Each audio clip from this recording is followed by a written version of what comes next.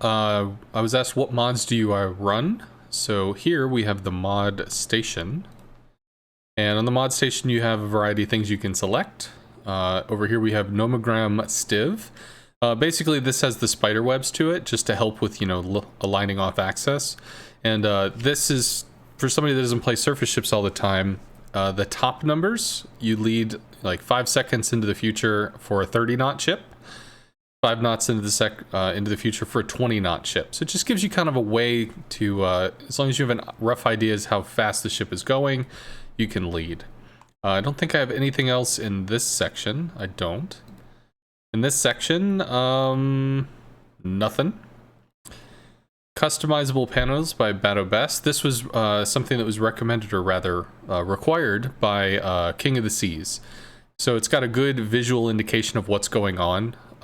Assuming you have had some kind of spotting, you'll actually be able to update this information. If you don't actually see the enemy ships, it won't automatically update on its own. It's only pulling off of what you visually receive in terms of data.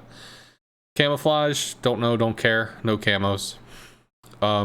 This actually has a few. FT Assistant, this is going to tell us about fighters, how many fighters we have, how many seconds remain on their duration. This is extremely useful for ranked and clan battles. Detection timer after manned battery. Rather than trying to like rough guess it, oh, how long ago did I shoot? It tells you, so good stuff. Absolutely recommend.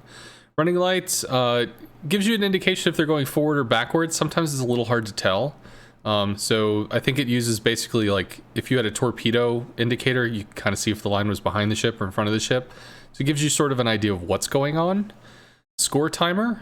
Once again, this is a COTS mod. Gives you an idea of who's winning. It's just good and a handy reference, especially if you're not really able to do the math on the fly. So we have 4 minutes remaining. Do we win in that? Yes, we do. Awesome. So score timer. Regen assistant. This is actually super helpful. You have health consumables, or sorry, yeah, repair consumables. And if it's got the flag, it adds the little bonus amount. So you know when you're getting a full use of the consumable, or it just gives you that additional information. So it's not like something that you're guessworking at. Secondary assistant. I haven't been able to get this version where it tells you like the actual DPS numbers. All it does is give me a percentage, like what's the percentage that isn't broken. But I would actually like if I could see these numbers. But still, it's more than nothing. I used that for replay stuff. And then team HP. Again, COTS kind of thing, so you have an idea how much health your team has, how much health their team has. It's a little bit of an at-a-glance kind of gig. Ship win rate, this is just for me personally, so I can sort of see, ooh, cool, I have a 67% win rate on this. Like, I don't have to look for it. Unfortunately, it was a little frustrating when we were doing the IJN Torp line, as it was constantly red, until I was able to kind of figure that out and address it. But it's just good for at-a-glance. And post-processing modifications. This is huge. Remove blur effects.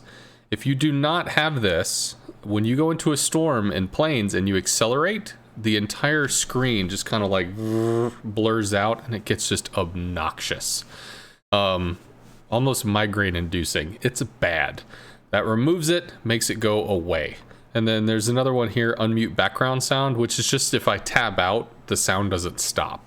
Which is useful for COTS, but also useful for streaming in general. And that should be the last of my mods, so that is all of what I use.